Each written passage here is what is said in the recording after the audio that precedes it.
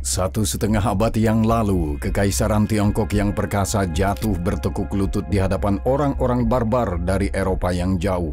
Sebagian karena kesombongan dan keangkuhan para kaisar Tiongkok berturut-turut. Bangsa Eropa telah menguras sumber daya kerajaan tengah selama berpuluh-puluh tahun dan Tiongkok memasuki abad penghinaan yang kini baru bisa pulih kembali. Namun setelah 150 tahun, perannya terbalik. Tiongkoklah yang berdiri di depan gerbang benua lama dan kesepakatan hijau Eropa atau European Green Deal telah memberikan peluang untuk membuka gerbang tersebut dengan kekuatan yang besar. Negara-negara Eropa telah menciptakan permainan ramah lingkungan atau green game mereka sendiri, namun Tiongkoklah yang menang. Bagaimana mereka melakukannya? Selamat datang di 20th Report.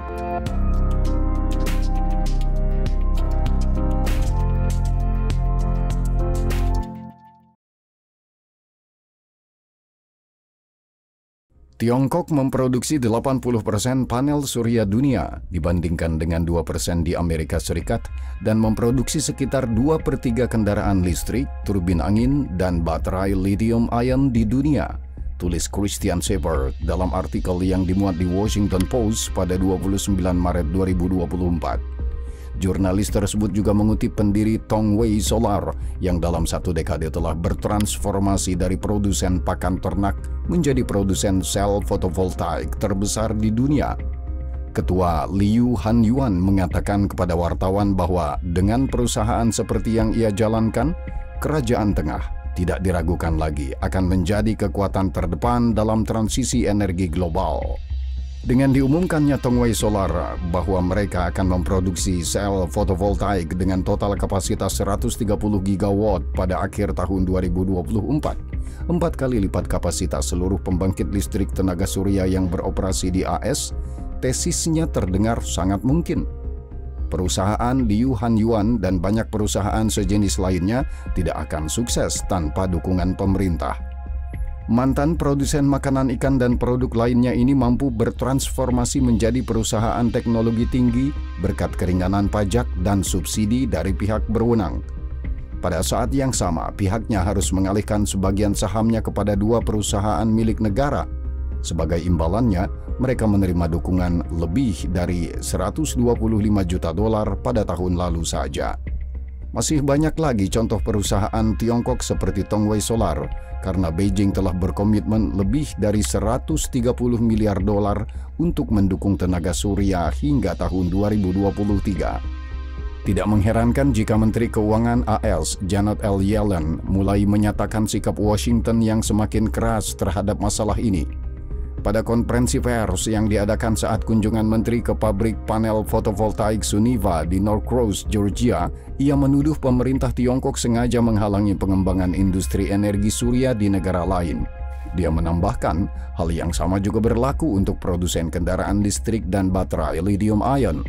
Menurut Janet Yellen, kelebihan kapasitas Tiongkok mendistorsi harga dan pola produksi global serta merugikan perusahaan dan pekerja Amerika serta perusahaan dan pekerja di seluruh dunia. Dia kemudian menambahkan bahwa penting bagi Presiden dan saya bahwa perusahaan dan pekerja Amerika dapat bersaing dalam persaingan yang setara. 2 minggu kemudian, Yellen mengomentari kebijakan Beijing menambahkan, Tiongkok sekarang terlalu besar bagi seluruh dunia untuk menyerap kapasitas yang sangat besar ini.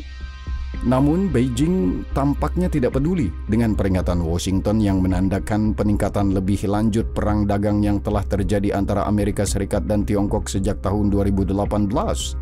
Sebelumnya, pada bulan Maret, dalam pertemuan Politbiro Partai Komunis Tiongkok, Presiden Xi Jinping menurut China Daily mendesak dukungan untuk industri yang terkait dengan teknologi energi baru saat mereka memodernisasi perekonomian negara dan mempromosikan pengembangan kekuatan manufaktur baru. Politbiro Partai Komunis Tiongkok kemudian menekankan kebanggaannya atas betapa kompetitifnya produsen turbin angin dan panel fotovoltaik Tiongkok. Setelah itu, Xi mencatat bahwa dengan dasar yang kuat dalam pengembangan sumber energi baru, Tiongkok telah menjadi pendorong utama transisi energi global dan perjuangan melawan perubahan iklim, menurut laporan China Daily pada tanggal 2 Maret.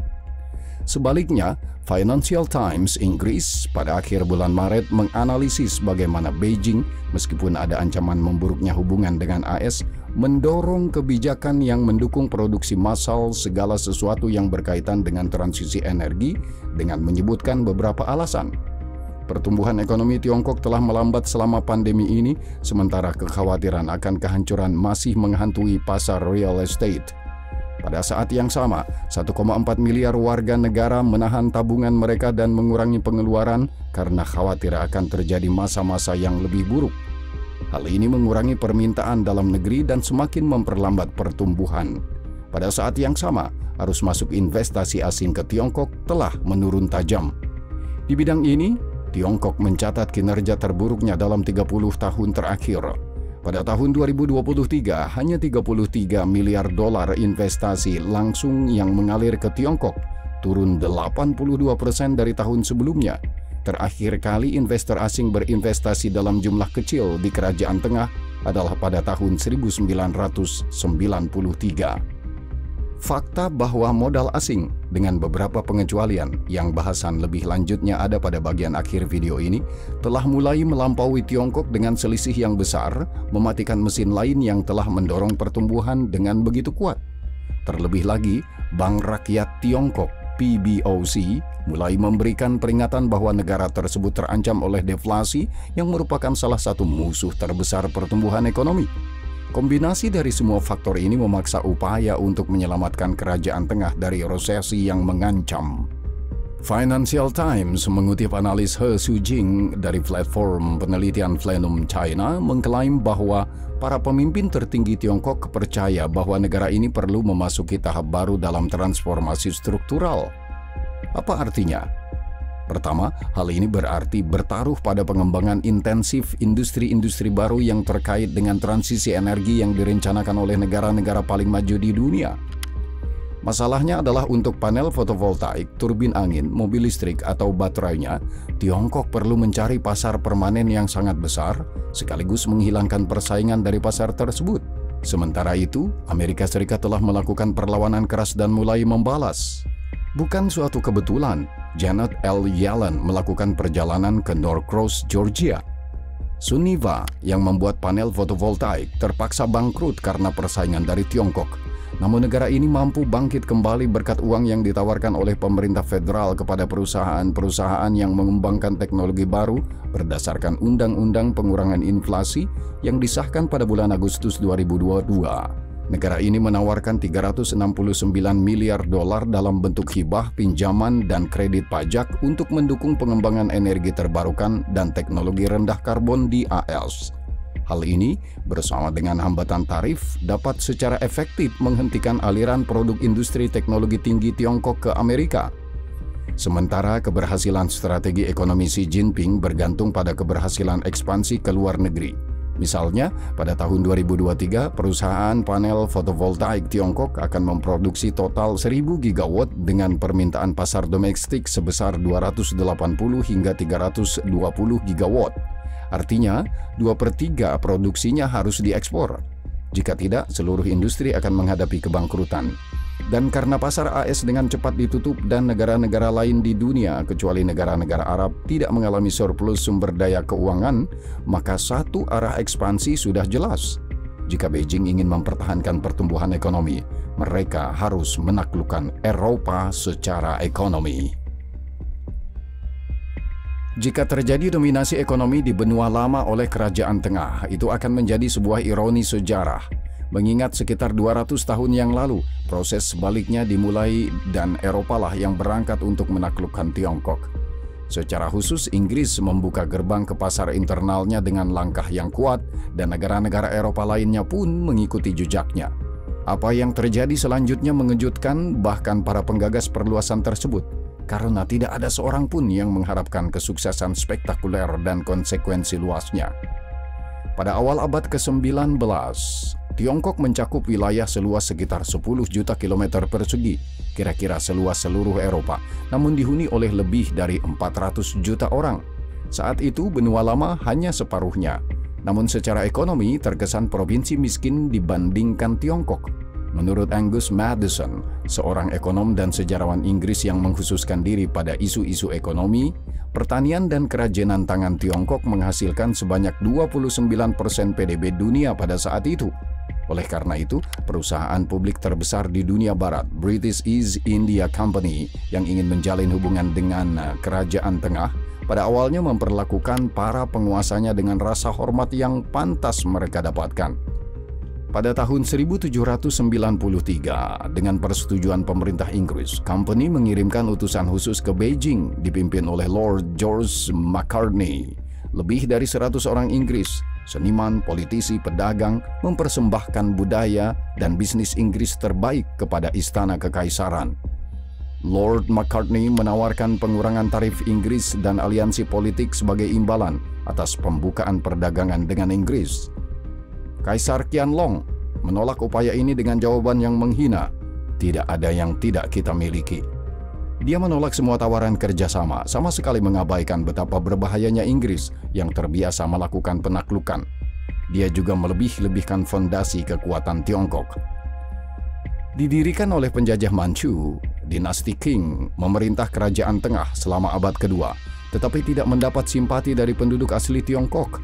Begitu pula dengan kaum bangsawan Manchu yang memegang sebagian besar posisi istimewa. Tiongkok terpecah belah karena perselisihan kewarganegaraan dan kesenjangan ekonomi yang sangat besar antara kota-kota pelabuhan yang kaya dan desa-desa yang sangat miskin di pedalaman negara tersebut. 40.000 orang Mandarin yang mengelola negara atas nama Kaisar tidak menimbulkan banyak cinta di antara rakyatnya. Mereka memimpin pasukan yang terdiri lebih dari 1 juta pejabat dan memungut biaya serta pajak atas semua kegiatan ekonomi. Kontrol ketat terhadap negara memicu perlawanan. Ketika krisis ekonomi melanda, para petani di provinsi-provinsi langsung memberontak. Pemberontakan lokal berhasil dipadamkan, namun pemberontakan baru akan segera terjadi. Jonathan Venby dalam bukunya Modern China, The Fall and Rise of a Great Power, mengutip laporan yang dikirim ke London oleh Lord Macartney. Di dalamnya, Kepala Kementerian memberitahu pemerintah Inggris bahwa Kekaisaran Tiongkok itu seperti sebuah kapal perang tua yang gila. Selama 150 tahun terakhir, para pejabat yang berbakat dan waspada telah dengan senang hati berhasil mempertahankannya, mengintimidasi tetangga-tetangganya dengan ukurannya yang besar dan fakta keberadaannya. Namun jika suatu hari orang yang salah memimpin, celakalah ketertiban di kapal, celakalah keselamatan kapal. Pengamatan Lord dikonfirmasi dalam waktu yang tidak terlalu lama. Setelah periode bencana besar, pemberontakan pecah di Tiongkok, dan pada tahun 1813 para petani pemberontak hampir merebut Beijing. Meski pemberontakan akhirnya dapat dipadamkan, Inggris segera memanfaatkan melemahnya kekuasaan kekaisaran dengan melakukan ekspor opium dari India ke Tiongkok melalui pelabuhan Guangzhou. Mereka menggunakannya untuk membayar semua barang yang dikirim oleh pedagang Tiongkok. Para pedagang sangat ingin berbisnis dengan mereka karena popularitas obat tersebut di kalangan masyarakat umum. Perantara dan distribusi perdagangan mendatangkan keuntungan besar. Di tangan Inggris, opium terbukti menjadi senjata ekonomi yang mematikan. Mereka memperoleh kerajinan tangan yang berharga, porselen, sutra, dan lain-lain. Hampir seluruh ekspor Tiongkok dengan harga murah. Pada saat yang sama, mereka merusak administrasi negara dan secara permanen mengikatnya pada kepentingan Inggris. Dengan menggunakan alat-alat ini, jutaan konsumen menjadi bergantung pada pasokan obat secara teratur sehingga menjamin pasar yang stabil dan selalu haus akan pasokan baru. Kaisar Dao Guang mengabaikan ancaman yang semakin besar selama 19 tahun masa pemerintahannya. Hanya defisit perdagangan luar negeri yang besar dan hilangnya koin perak yang memengaruhi seluruh perekonomian Tiongkok yang memaksanya untuk bertindak. Ketika terjadi kekurangan barang barter, pedagang Tiongkok membayar opium dengan koin. Dengan demikian, stok logam mulia mengalir keluar dari Kerajaan Tengah dan masuk ke Inggris. Ini adalah proses terus-menerus keluarnya sumber daya Tiongkok yang telah terakumulasi selama berabad-abad. Pada saat yang sama, East India Company mengintensifkan penanaman opium yang diperlukan untuk produksi dan pengolahan opium di seluruh India, sehingga memperoleh obat tersebut hampir secara gratis. Jadi, proses menyedot kekayaan dari negara besar yang sedang membangun kekuatan Inggris di belahan dunia lain sedang berlangsung. Kaisar Daoguang tidak mencoba menghentikan proses ini sampai Maret 1839. Atas perintahnya, Komisaris Khusus Lin Zexu dan satu detasmen tentara memasuki pabrik perdagangan Inggris di Guangzhou. Komisaris menyita 16 ton narkoba dan 43.000 pipa untuk menghisapnya. Dia memerintahkan mereka untuk ditenggelamkan di laut. Dia juga mulai menangkap mereka yang bertanggung jawab menjarah negaranya. Namun, London tidak akan melepaskan hadiah berharganya. Armada 20 kapal perang Laksamana Muda George Elliot muncul di lepas pantai Tiongkok pada awal tahun 1840 dan mulai menenggelamkan kapal dagang satu persatu. Korps ekspedisi yang terdiri dari 4.000 tentara kemudian dengan mudah menduduki Guangzhou. Tentara kekaisaran melakukan serangan balik, namun meski memiliki keunggulan jumlah yang luar biasa, mereka menderita kekalahan demi kekalahan. Tiba-tiba angkatan bersenjata suatu negara dengan populasi hampir 0,5 miliar orang tampaknya tidak mampu mengalahkan kekuatan musuh yang kecil. Khawatir akan malu, Kaisar menyetujui negosiasi. Hal ini menyebabkan penandatanganan Perjanjian Nanjing pada tahun 1842. Daoguang memberikan kepemilikan Inggris atas Hong Kong dan membuka pelabuhan Guangzhou, Fuzhou, Ningbo, dan Shanghai untuk perdagangan bebas. Beijing juga mencabut larangan penjualan opium, mengecualikan warga negara Inggris dari yurisdiksi lokal, dan bahkan setuju untuk membayar kompensasi besar atas peti obat yang ditenggelamkan Lin Zexu. Inilah langkah Inggris yang membuka pintu air ke pasar Tiongkok.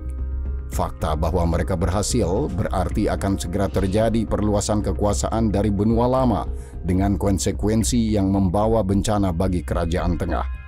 Sementara itu, seperti yang dijelaskan oleh Jonathan Van Bie, meskipun ini adalah pengalaman yang pahit dan memalukan, Kaisar Tiongkok tampaknya tidak terlalu merasa terganggu.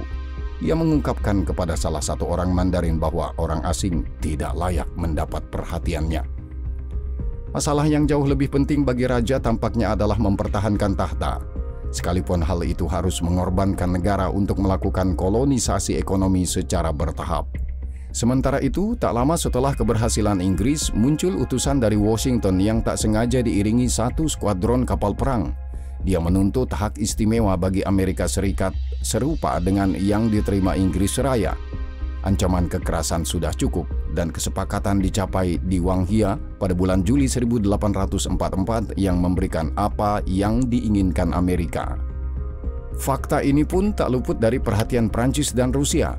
Tak lama kemudian, negara-negara ini berlomba-lomba untuk merebut lebih banyak pelabuhan dari Tiongkok, mengubahnya menjadi koloni dagang, dan kemudian melanjutkan ekspansi ekonomi mereka ke daratan.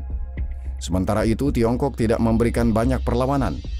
Kaisar berikutnya, Xian Feng, terbukti menjadi penguasa yang lebih tidak kompeten dibandingkan ayahnya, Daoguang.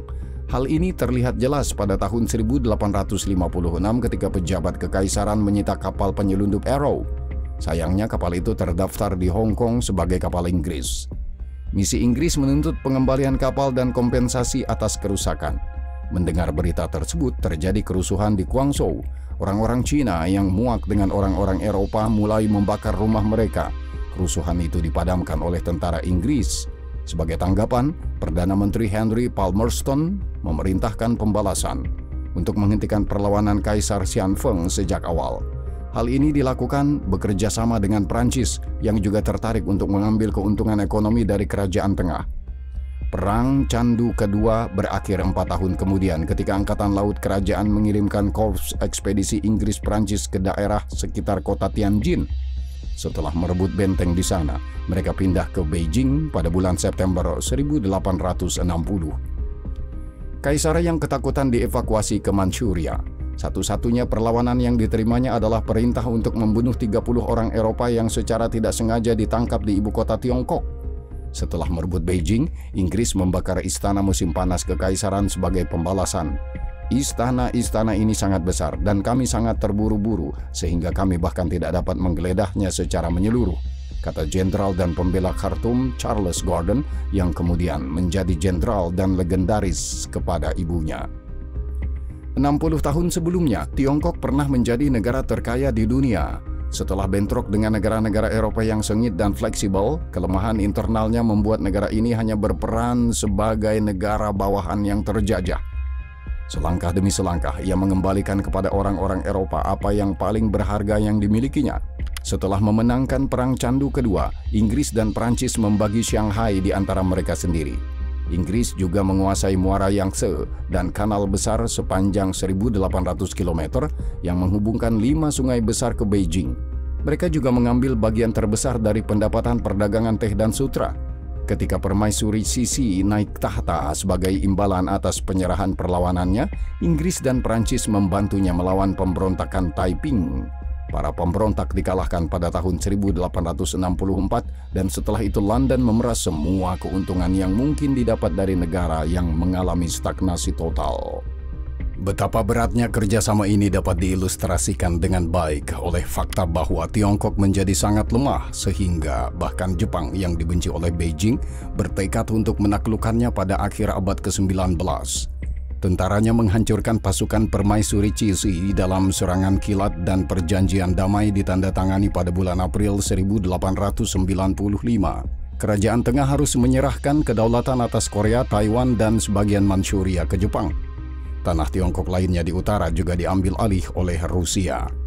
Setelah Perang Tiongkok-Jepang, Saint Petersburg memaksa penyerahan Port Arthur dan wilayah sekitarnya sebagai bentuk pembayaran kembali pinjaman yang ditawarkan Moskow kepada Beijing selama konfliknya dengan Jepang. Jerman sementara itu mencaplok Provinsi Shandong. Pemukiman Jerman bergaya Bavaria dengan pusat pembuatan bir didirikan di pelabuhan Qingdao.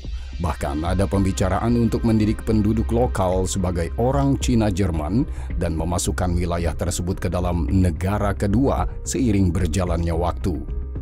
Invasi Tiongkok oleh semua negara besar dunia pada akhirnya menimbulkan pemberontakan yang disebut pemberontakan Boxer.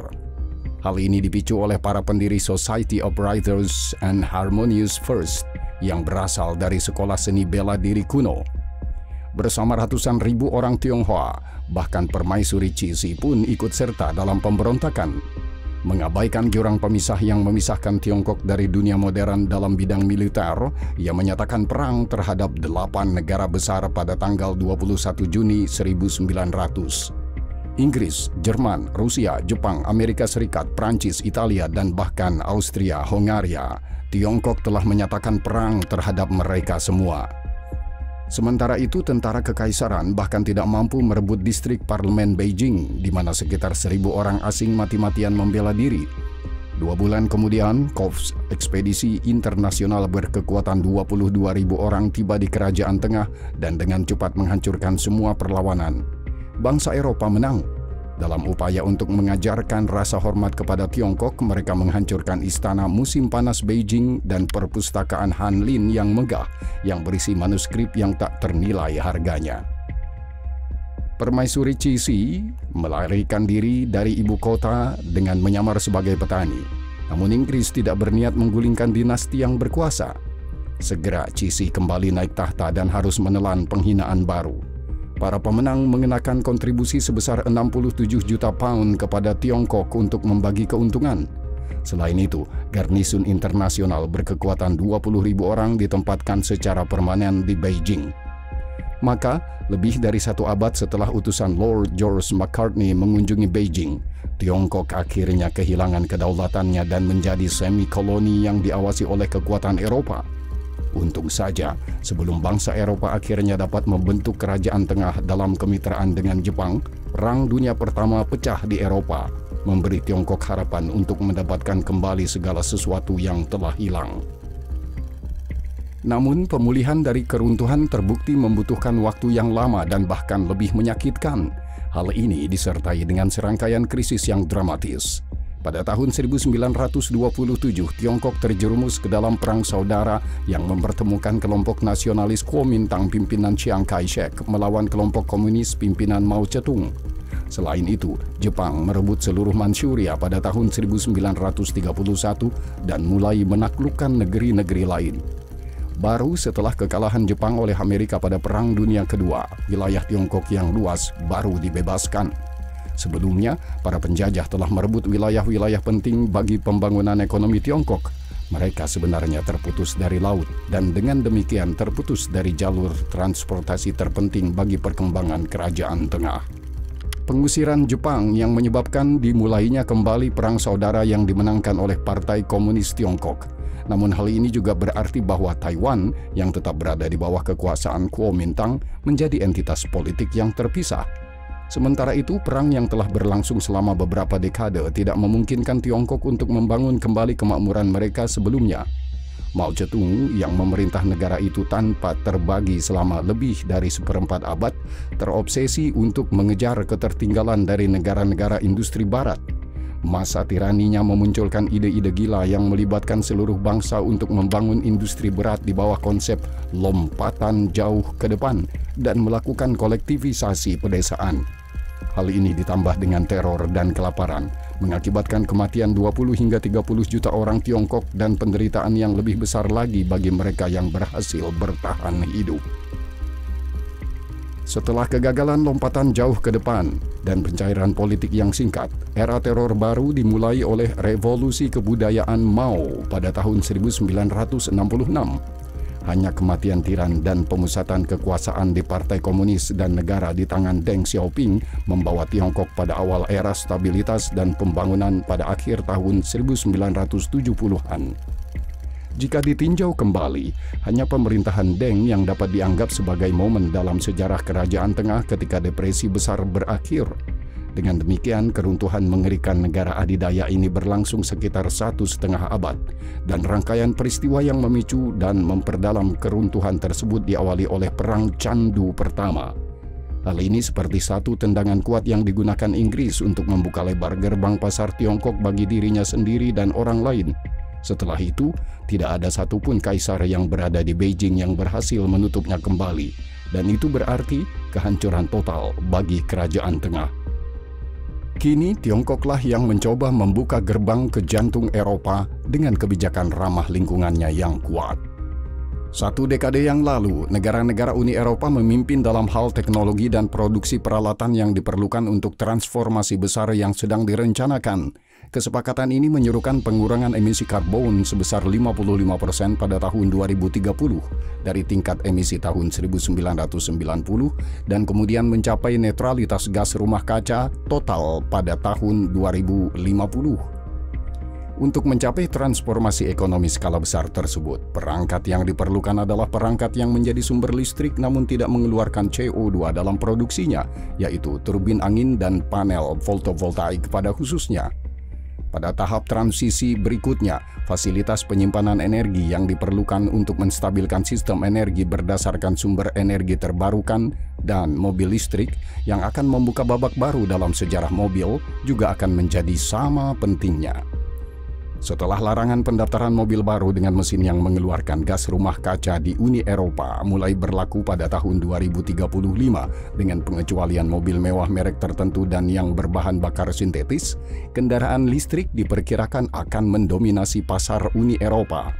Dalam hal penyimpanan energi baterai dan mobil listrik, baterai adalah elemen desain utama dan di antaranya yang dominan saat ini adalah lithium ion. Pompa panas harus ditambahkan ke kumpulan produk industri utama ini untuk transformasi ekonomi negara-negara komunis. Menurut perhitungan Brussel, real estate menyumbang 40% dari total konsumsi energi di Uni Eropa. Rencananya termasuk beralih ke pemanasan dengan pompa panas dan sistem fotovoltaik. Perubahan ini akan dipercepat dengan adanya The Energy Performance of Buildings Directive (EPBD) atau petunjuk kinerja energi bangunan yang mewajibkan semua bangunan baru menjadi nol emisi pada tahun 2030. Dan bagi bangunan yang dibangun sebelum itu, tahun 2050 telah ditetapkan sebagai batas waktu untuk mencapai nol emisi. Jadi akan terjadi peralihan besar-besaran di Eropa dari kompor gas, apalagi kompor berbahan bakar batu bara. Untuk membuat produk-produk transformasional yang penting, Anda memerlukan akses ke berbagai macam bahan mentah yang sangat spesifik dan komponen-komponen berteknologi tinggi. Jadi ketika Anda menjumlahkan semuanya, Anda akan melihat sebuah industri baru yang bernilai uang dalam jumlah yang sangat besar dan mampu menghasilkan pendapatan yang sama besarnya.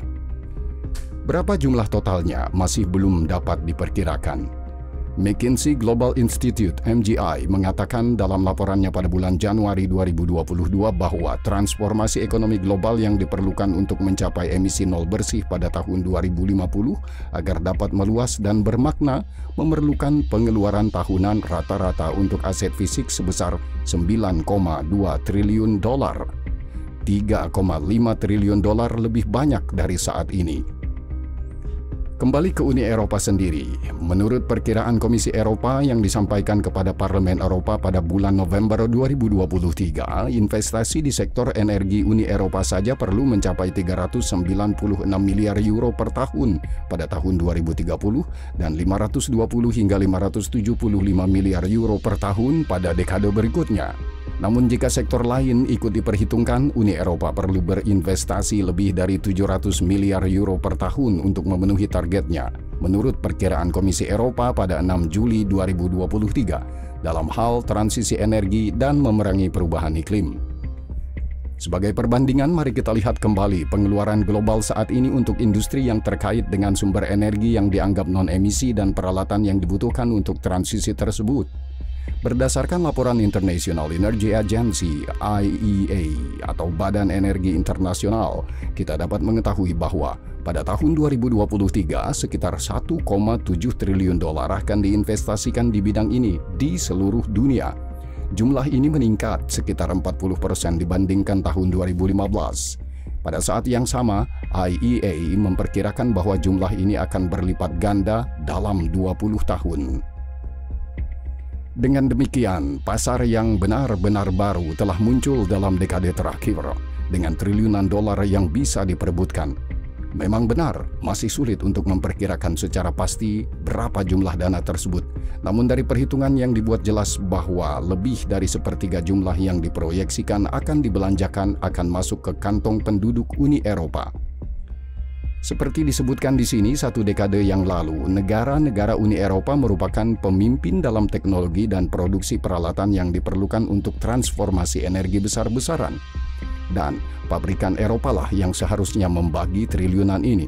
Namun tidak demikian, karena dalam perlombaan besar yang diprakarsai oleh benua lama ini, Tiongkok telah memperoleh keuntungan besar dalam beberapa tahun terakhir, dan hal ini begitu hebat sehingga tampaknya menjadi pertanda tendangan kuat yang akan membuka gerbang pasar Eropa ke Kerajaan Tengah.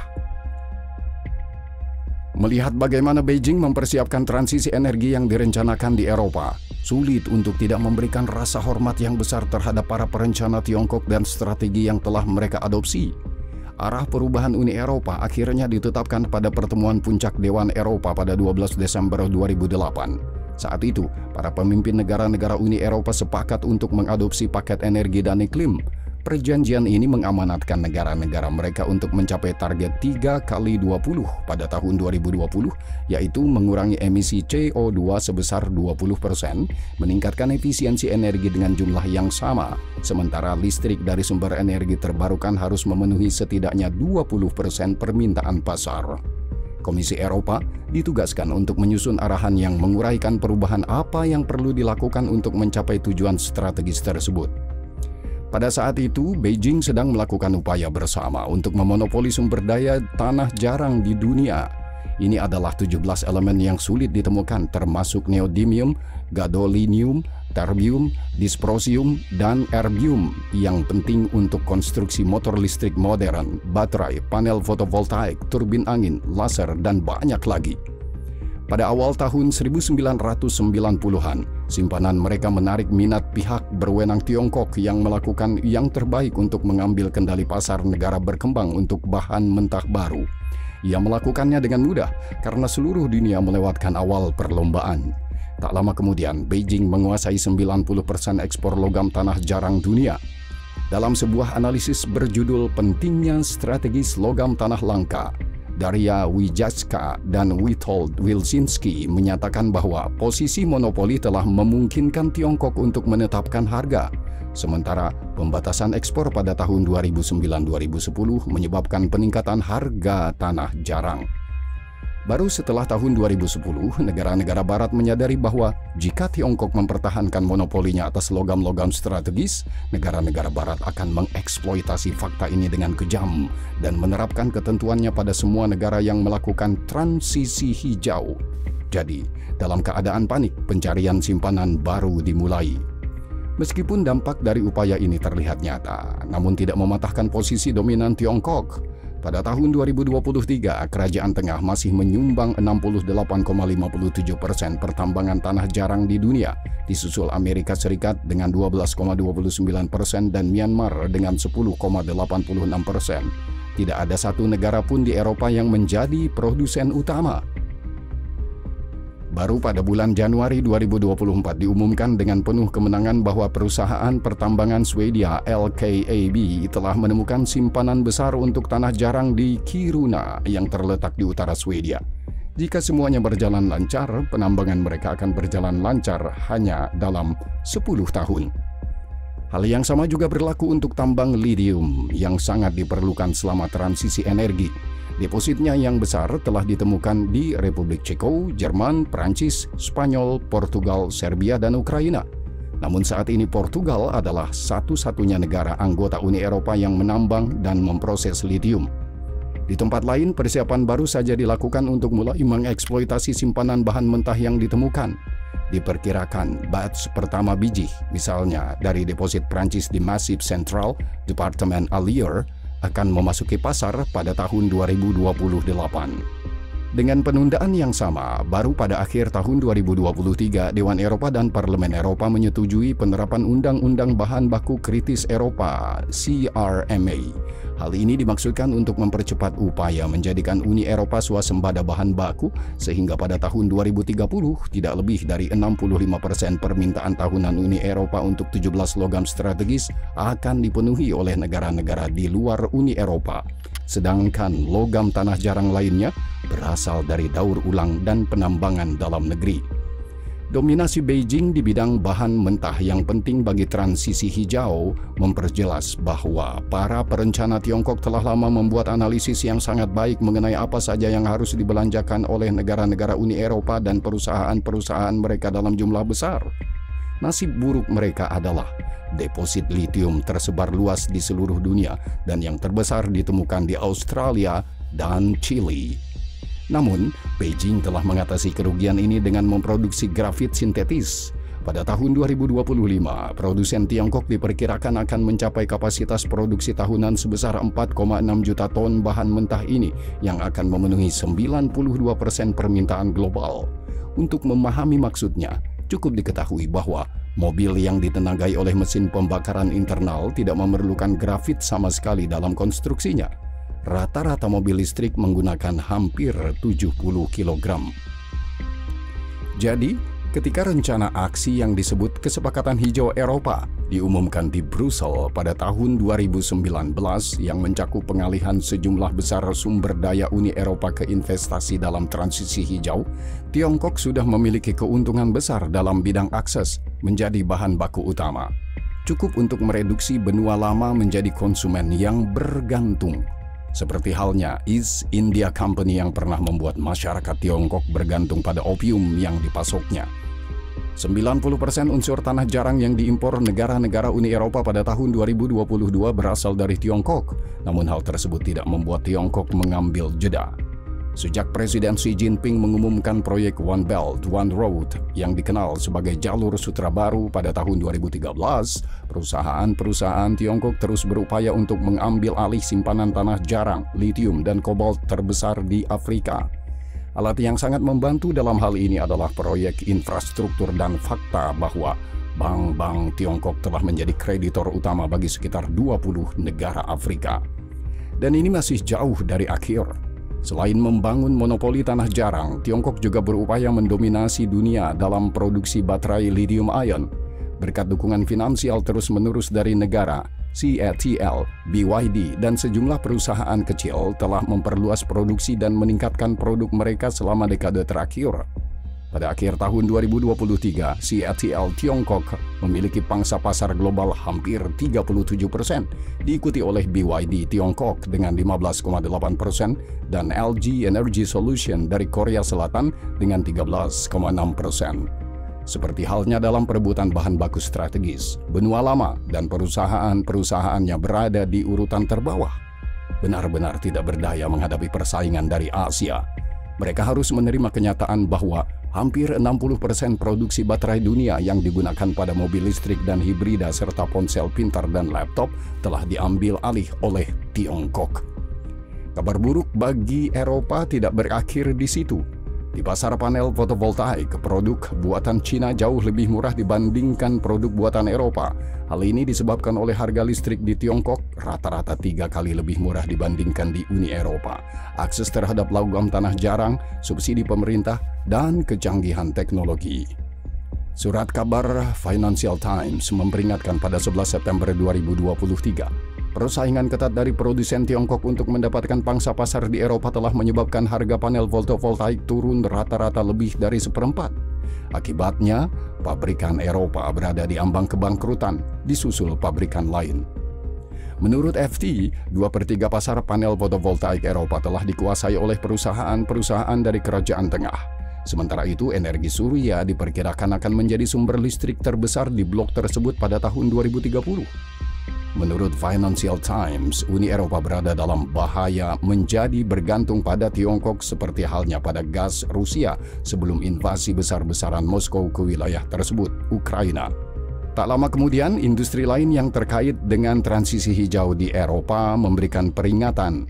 CEO Siemens Energy AG, produsen turbin angin terbesar di Eropa, Christian Bruch, pada tanggal 21 Februari 2024, dalam wawancara dengan South China Morning Post SCMP mengumumkan, sektor energi angin di Eropa akan mengalami nasib yang sama dengan hancurnya fotovoltaik industri jika pihak berwenang tidak membatasi akses pasar terhadap peralatan Tiongkok yang lebih murah. Perusahaan milik Siemens ini diselamatkan dari kebangkrutan pada akhir November 2023 dengan paket bantuan sebesar 15 miliar euro. Separuh dari jumlah tersebut terdiri dari jaminan pinjaman dari pemerintah Jerman dan sisanya pinjaman bank serta subsidi dari perusahaan induk. Namun, suntikan dana ini mungkin hanya merupakan kelanjutan dari penderitaan produsen turbin angin ini yang bersama dengan Koperasi Spanyol merupakan perusahaan terbesar kedua di dunia dalam industri ini.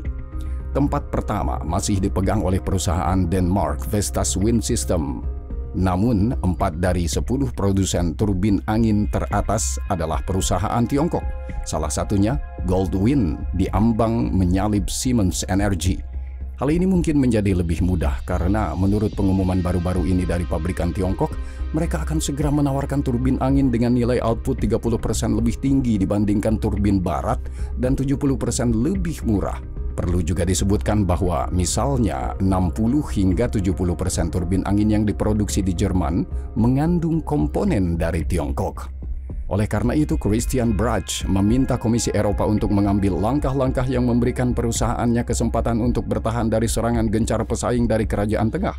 Ia antara lain menyarankan untuk meluncurkan penyelidikan terhadap subsidi pemerintah Beijing terhadap produsen turbin angin dalam negeri dan membatasi akses terhadap lelang tenaga angin. Hal ini dapat dilakukan dengan menjadikan kemampuan untuk berpartisipasi dalam lelang bergantung pada faktor kualitatif seperti negara tempat penawar melakukan penelitian pengembangan atau apakah negara tersebut memproduksi turbin dari bahan yang dapat didaur ulang. Namun, tindakan pembalasan yang mungkin diambil Beijing terhadap Uni Eropa akan menjadi lebih kuat.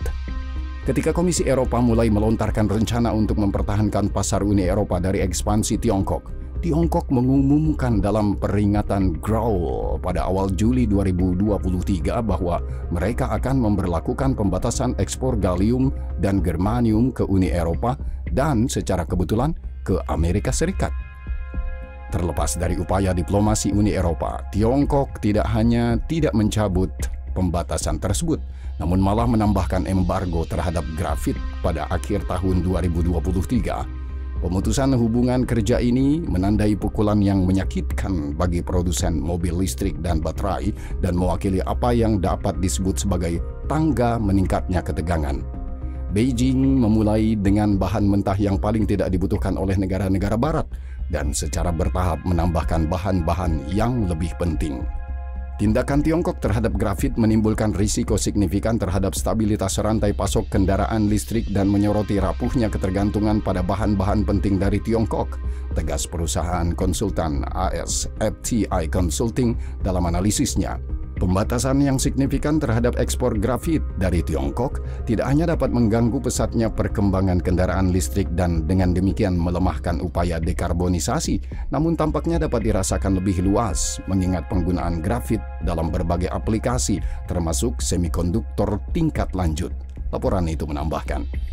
Sementara itu, Komisi Eropa yang baru saja mencari cara untuk memberikan dana talangan kepada produsen panel fotovoltaik dan turbin angin Eropa menghadapi tantangan yang lebih besar lagi, yaitu perlindungan terhadap perusahaan mobil dalam negeri yang dipimpin oleh perusahaan Jerman yang merupakan salah satu produsen mobil terbesar di dunia, salah satu pilar perekonomian Jerman.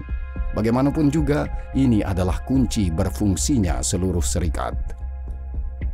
Perusahaan mobil terbesar di Jerman, Volkswagen Group, menjual 578.000 mobil listrik di seluruh dunia pada tahun 2023. Perkiraan untuk tahun ini terlihat suram karena mereka mengatakan penjualan akan turun menjadi sekitar 450.000 unit. Dan sekarang, mari kita lihat hasil pabrikan mobil listrik terbesar di China, BYD. Perusahaan ini menjual 911.000 mobil listrik di seluruh dunia pada tahun 2022 dan sudah 1,6 juta pada tahun lalu. Ditambah hibrida 2 kali lebih banyak. Ini merupakan peningkatan lebih dari 60% dalam 1 tahun. Di segmen ini, BYD bersama dengan seluruh konglomerat perusahaan kecil dari kerajaan tengah secara bertahap mendorong perusahaan Jerman keluar dari pasar Tiongkok. Dan sekarang mereka telah bersiap untuk menaklukkan Eropa dengan membangun pabrik pertamanya di perbatasan Uni Eropa di Szeged, Hongaria. Tidak mengherankan dalam konteks ini, pada tanggal 14 September 2023, Presiden Komisi Eropa Ursula von der Leyen mengumumkan bahwa Komisi Eropa akan meluncurkan penyelidikan anti-subsidi terhadap perusahaan mobil Tiongkok. Akibatnya, mulai tanggal 6 Maret 2024, semua kendaraan listrik yang masuk ke Uni Eropa dari Tiongkok dapat dikenakan tarif anti-subsidi yang bersifat menghukum. Menariknya, penyelidikan itu sendiri diperkirakan baru akan selesai pada bulan November tahun ini.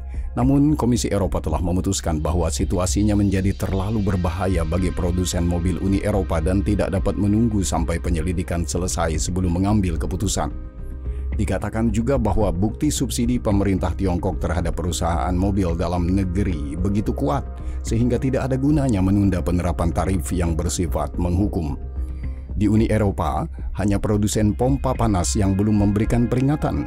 Meskipun sekitar 35% kapasitas produksi berada di Tiongkok, 25% berada di Amerika Serikat dan kurang dari 20% di Uni Eropa. Di semua industri lain yang terkait dengan transisi hijau, situasinya buruk atau sangat buruk. Namun upaya tegas pertama untuk membanting pintu ke Eropa di hadapan Beijing mungkin tidak terlalu efektif. Berkomitmen untuk mengejar ekspansi ekonomi skala penuh, Xi Jinping memiliki banyak peluang untuk dimainkan melawan benua lama. Bagaimanapun, Amerika Serikat sudah semakin dekat menuju swasembada bahan mentah dan telah membuktikan dirinya mampu mengambil tindakan defensif yang tegas dan radikal, semakin efektif dalam melindungi perusahaannya sendiri. Uni Eropa, sebaliknya, tidak terlihat seperti musuh dan lebih terlihat seperti calon korban. Dan hal ini menjadi lebih menarik karena negara ini sangat kaya. Kesan ini diperkuat oleh fakta bahwa kerjasama yang erat dengan Tiongkok sangat dibutuhkan oleh Berlin yang melihatnya sebagai cara untuk mengeluarkan perekonomian Jerman dari resesi. Gejalanya adalah pada tahun 2023, ketika semua investor asing mulai memindahkan modalnya dari Tiongkok, hanya perusahaan Jerman yang menentang tren ini. Itu sebabnya pangsa investasi langsung Jerman di luar negeri di Kerajaan Tengah mencapai 10,3% tahun lalu, tertinggi sejak 2014. Jadi, meskipun Komisi Eropa telah turun tangan untuk mempertahankan pasar Uni Eropa, Republik Federal Jerman terus memperkuat hubungannya dengan Beijing. Hal ini dapat berarti bahwa intensitas upaya pertahanan Brussel akan tetap terbatas dan juga bergantung pada titik memprovokasi Tiongkok untuk memberikan sanksi baru yang dapat memukul industri Jerman. Memang benar, pada KTT Uni Eropa Tiongkok di Beijing pada 7 Desember, Ursula von der Leyen didampingi Presiden Dewan Eropa Charles Michel menuntut agar Xi Jinping mengubah kebijakan ekonomi Tiongkok. Namun, tidak ada indikasi bahwa Kaisar Komunis Tiongkok yang tidak dapat dipisahkan, yang disebut sebagai presiden demi penyamaran, mencamkan kata-katanya. Terutama bagian dari pernyataan von der Leyen ketika dia mengumumkan bahwa para pemimpin Eropa tidak akan mentolerir basis industri kita dirusak oleh persaingan tidak sehat. Terutama ketika kata-kata tersebut disandingkan dengan fakta bahwa defisit perdagangan Uni Eropa dengan Tiongkok telah meningkat dari 40 miliar menjadi 400 miliar euro selama 20 tahun terakhir. Dan entah kenapa hal ini masih bisa ditoleransi hingga saat ini. Sebagai tanggapan, Xi dengan sopan mengatakan kepada para tamu Eropa alias barbar bahwa kita tidak boleh menganggap satu sama lain sebagai saingan hanya karena kita memiliki sistem yang berbeda, membatasi kerjasama hanya karena ada persaingan, atau terlibat dalam konfrontasi hanya karena ada perbedaan. Dengan kurang sopan, ia kemudian menuntut agar Uni Eropa berhenti bekerja sama dengan Amerika Serikat mengenai sanksi yang bertujuan membatasi perkembangan industri teknologi Tiongkok. Sebagai imbalannya, ia menjanjikan Eropa sebuah tempat penting di dunia multipolar baru. Maka, Tiongkok terus mendobrak gerbang ke Eropa. Kali ini, negara-negara Eropa lah yang tampaknya tidak berdaya melawan tindakan pendatang baru dari negeri yang jauh dan sektor industri satu demi satu, seperti pelabuhan dan zona ekonomi Tiongkok pada abad ke-19, diambil alih oleh penjajah yang gesit dan gigih.